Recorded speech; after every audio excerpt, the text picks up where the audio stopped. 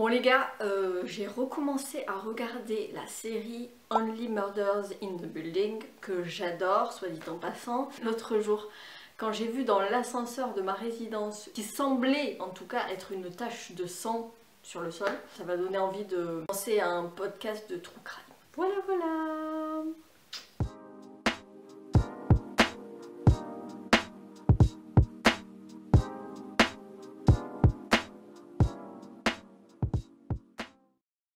Je vous reprends pour un nouveau vlog pour le mois de septembre et on est déjà le 14 septembre quand j'ouvre ce vlog. Non mais c'est n'importe quoi, je suis d'accord, mais j'ai eu un début de mois complètement chaotique avec beaucoup de choses à faire, notamment au niveau taf. On avait un énorme événement organisé qui a eu lieu en début de semaine, donc ça y est, c'est terminé, enfin on va pouvoir se détendre. Mais j'avoue que je pense que pour tout le monde, la rentrée est toujours un moment hyper intense, hyper chargé, donc bon, voilà. Là, est-ce qu'on n'est pas mieux là? Entre temps, j'ai quand même terminé un livre dont je vais vous parler juste après, mais je voulais vous montrer, j'avais oublié de le faire dans le précédent vlog, deux livres qui m'ont été, qui ont rejoint ma pile à lire, puisque en fait c'est un ami à ma mère qui sait que je lis beaucoup les Agatha Christie, et dès qu'il voit des Agatha Christie dans une boîte à livres, il me les prend, et là il y en avait deux que je n'avais pas encore dans ma bibliothèque et que je n'avais pas lu. C'est donc Meurtre en Mésopotamie et à l'hôtel Bertram. Donc c'est aux éditions du Masque. Donc celui-là, je crois que c'est un Hercule Poirot, il me semble. Et celui-ci, c'est un Miss Marple. Donc voilà.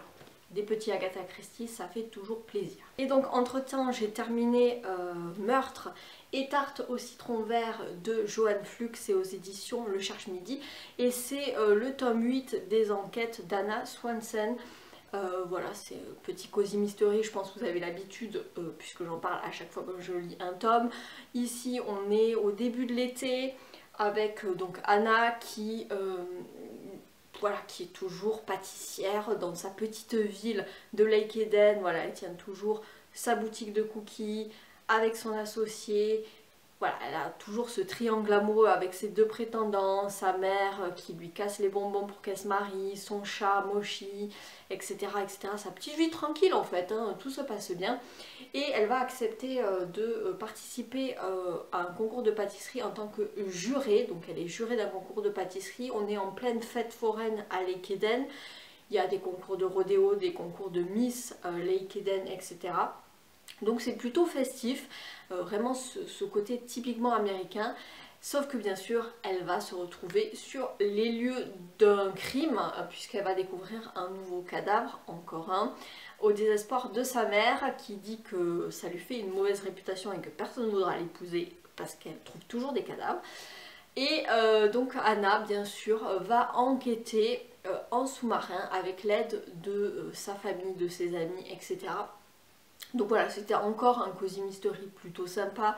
Moi j'aime bien retrouver les personnages que j'aime, que j'ai appris à connaître et à m'attacher à eux au fil des tomes. Après c'est vrai que le triangle amoureux, bon, ça commence à devenir un peu longué. C'est une saga qui a été écrite au début des années 2000. Celui-ci, je crois qu'il date de 2004 aux États-Unis. Et donc forcément, c'est un peu désuet, notamment le rapport qu'a Anna avec la technologie, notamment les ordinateurs portables ou les téléphones portables. On parle pas de smartphone encore à cette époque-là, mais voilà, elle est complètement réfractaire à la technologie et du coup, c'est vrai que c'est un côté un petit peu, un charme un petit peu désuet. Mais voilà, c'était plutôt sympathique, évidemment, ça reste pas gravé dans les mémoires, c'est pas un coup de cœur, mais je sais, j'ai la certitude à chaque fois de passer un bon moment de lecture.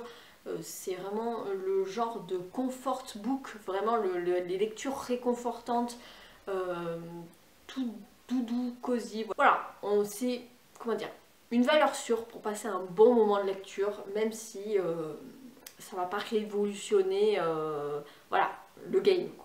Voilà tout ce que j'avais à dire sur ce tome-ci des enquêtes d'Anna Swanson. C'en est tout pour moi pour l'instant, je vous retrouve plus tard. Step 1, wake up early, gonna rise with the sun. Step 2, get some good, some food in you. Step 3, think real hard about what you wanna be. Step 4. Everybody just do your thing. Wake up, today's gonna be a good day. Wake up, today's gonna be a good day. Wake up, today's gonna be a good day.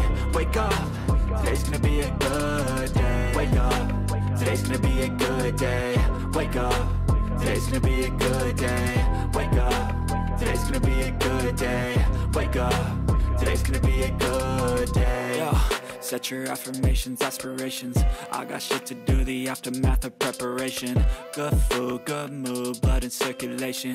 One step at a time, yeah, that's how you make it. Set a goal you control and the steps you take them. I try to pick one thought, have some concentration. And if I make a mistake, it's called education. I try to do this every day, call it replication. Wake up, today's gonna be a good day.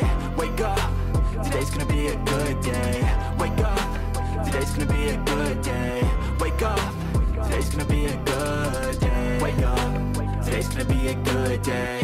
Wake up, today's gonna be a good day. Wake up, today's gonna be a good day. Wake up, today's gonna be a good day. So life ain't easy, yo, I think there's a reason though. Ups and downs, just like every different season, yo. Sometimes I'm high, other times I'm barely breathing, though. I always gotta fight and hide from the demons, yo. Negative thoughts are poison, they rot. Head full of flies, so here come the clouds. They'll never stop unless I can swap all the bad for the good in my head when I'm lost. Yeah, so I'ma fake it till I make it. Positive thoughts are overtaken, I got patience, one day at a time. Je vous reprends, on est le jeudi 21 septembre. Oui, je ne devrais pas réfléchir sur la date puisque c'est le jour littéralement de mon anniversaire. Limite, j'ai tendance à oublier si on me le rappelait pas, mais c'est pas grave. Je vous reprends, vous avez vu dans le clip précédent que j'ai passé le week-end dernier à Saint-Étienne, donc c'était plutôt chouette. Donc c'était dans le cadre de la Coupe du Monde de rugby, j'accompagnais mon copain et mon père qui sont allés voir le match, et du coup avec ma mère on s'est fait aussi les journées du patrimoine, c'était aussi l'occasion, donc c'était vraiment chouette de pouvoir découvrir le musée de la mine. Là je me serais cru dans Germinal, c'était trop bien et c'était hyper impressionnant, la salle des pendus là, enfin c'était des... Enfin, quand t'arrives sur cette salle t'es là waouh, c'est un peu glauque mais c'est hyper saisissant. Donc c'était vachement intéressant de savoir comment est-ce qu'ils travaillaient, etc. Parce que c'est vrai que les mines, moi j'y connais pas grand chose hormis ce que j'ai lu dans Germinal de Zola. Soit dit en passant, super bouquin, j'ai pleuré à la fin. Et puis après on est allé voir aussi les gorges de la Loire qui étaient vraiment magnifiques. Un paysage vraiment très très beau.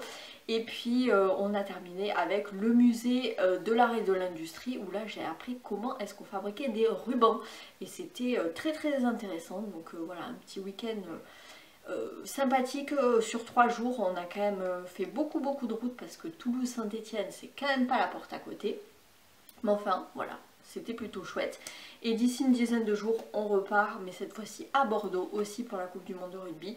Bon, Bordeaux c'est moins loin, on y va sur 2 jours et puis enfin on connaît, enfin moi je connais un petit peu déjà Bordeaux, donc ça sera moins dépaysant on va dire. Bref, c'est pas pour ça que je vous reprenais, hein, pas du tout, c'est pour vous parler de ma lecture terminée. Et j'ai aussi un petit unboxing à vous faire. Donc j'ai terminé le premier livre de ma pile à lire du Pumpkin Autumn Challenge. Normalement vous avez vu la vidéo de ma pile à lire d'automne pour le Pumpkin Autumn Challenge, c'est ma vidéo précédente. Je vous la remettrai dans le petit si jamais vous êtes passé à côté. Mais voilà, il y avait ce livre-ci, donc Mamie Luguerre de Benoît Philippon aux éditions Le Livre de Poche.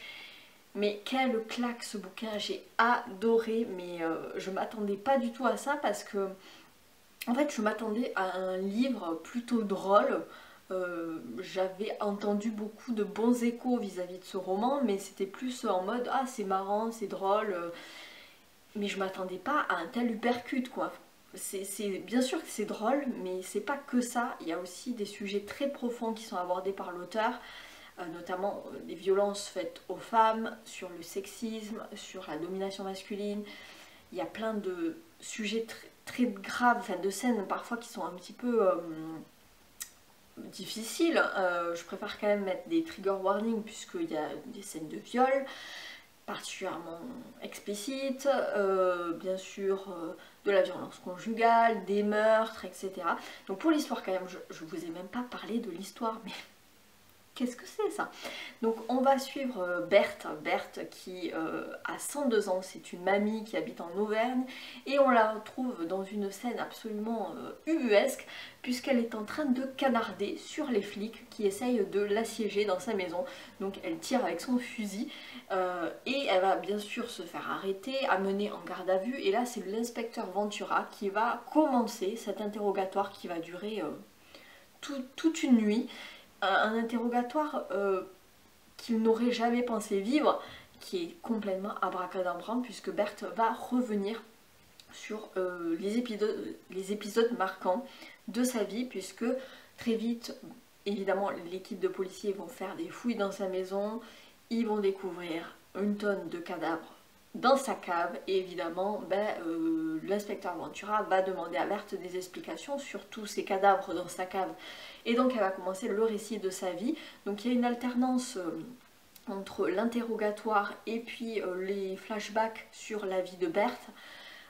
Ce livre m'a fait passer vraiment par toutes les émotions possibles. Berthe, elle a vraiment un mordant incroyable, c'est une mamie qui est pince sans rire, qui a beaucoup d'esprit, les dialogues sont mais juste pépites quoi, c'est hyper savoureux. Je trouve que Benoît Philippon a vraiment une plume vraiment mais hyper bien, je sais pas, il arrive à retranscrire à la fois une mamie de 102 ans, un jeune délinquant adolescent, un inspecteur d'une quarantaine d'années, il arrive vraiment à incarner ses personnages. On a l'impression même que Berthe, elle est tellement attachante que tu as vraiment l'impression qu'elle prend vie au-delà du papier en fait. C'est vraiment un personnage qui va me rester en mémoire longtemps je pense. Ça se lit super bien, super vite. Les thématiques sont hyper intéressantes. Je trouve que vraiment l'auteur arrive à dénoncer tout ce qui est violence faite aux femmes sous toutes ses formes, mais vraiment sous toutes ses formes, de manière hyper bien amenée. Le récit est super bien construit, super bien ficelé. Voilà, j'ai adoré ce bouquin, que vous dire de plus que vraiment je m'attendais pas à une telle claque, je pensais juste me marrer. Bien sûr je me suis marrée mais vraiment pas que ça, j'ai même eu une petite larmichette sur la fin et en même temps cette fin est juste incroyable quoi. Enfin, voilà. Je peux que vous inviter à le lire, c'était vraiment une très bonne lecture, peut-être même l'une des meilleures lectures de mon année 2023. Voilà pour ma dernière lecture et maintenant je vais passer à mon petit unboxing que j'ai reçu dans ma boîte aux lettres. Je sais déjà ce que c'est puisque c'est un service presse qui m'a été proposé par les éditions Tornada que j'ai vraiment accepté parce que ça me parlait, enfin le résumé me parlait bien. Donc il s'agit de Une bonne raison de mourir de Arthur Cachet, donc aux éditions Tornada. Donc c'est un thriller, il y a même le petit marque-page qui l'accompagne comme à chaque fois chez Tornada. Donc pour l'histoire, quand un ancien géologue disparaît mystérieusement près de Paris, Beryl, jeune chef du groupe à la crime, se saisit aussitôt de l'affaire. Assistée de Rudy, son adjoint au passé tourmenté, puis d'Ara, un ancien flic reconverti dans le trafic de contrefaçon, elle remonte la piste d'une compagnie pétrolière en Russie. Non, en Turquie, pardon. Mais tandis que les découvertes troublantes se multiplient et que les cadavres s'accumulent, des profondeurs de la mer Noire surgit un terrible secret. Beryl comprend alors que le plus effroyable des comptes à rebours a déjà commencé. Voilà, je me dis qu'un petit thriller, comme ça passe toujours bien. Je vous en redonnerai des nouvelles quand je l'aurai lu. Merci encore, bien sûr, Tornada pour l'envoi de ce livre qui est offert, en fait, qui est reçu, parce que maintenant, avec les nouvelles réglementations par rapport à l'influence marketing, tout ça, faut dire les choses. Donc je l'ai reçu gratuitement, je ne suis pas rémunérée pour en parler. Voilà. Bon ben écoutez, c'en est tout pour moi pour l'instant, ben, je pense vous reprendre plus tard.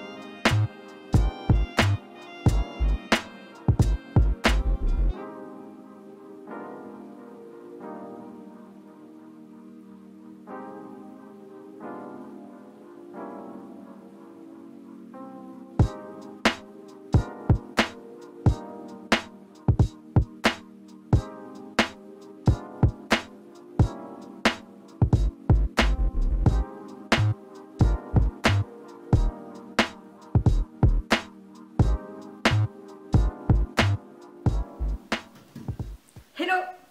Je vous reprends, on est lundi 2 octobre. Je reviens pour clôturer donc ce vlog. J'ai terminé un livre depuis la dernière fois, mais je voulais aussi revenir sur les clips précédents que vous avez vus puisque j'ai passé mon week-end à Bordeaux dans le cadre de la Coupe du Monde de rugby, puisque c'était Fidji, Géorgie.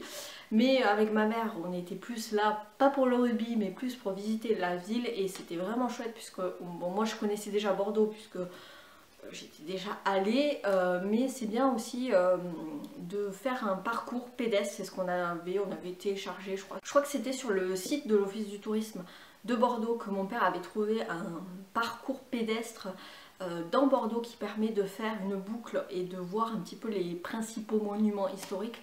Donc voilà, on a fait ça, c'était vraiment chouette. En plus il faisait super beau, un peu chaud même, puisqu'il faisait plus de 30 degrés fin septembre, quoi, début octobre.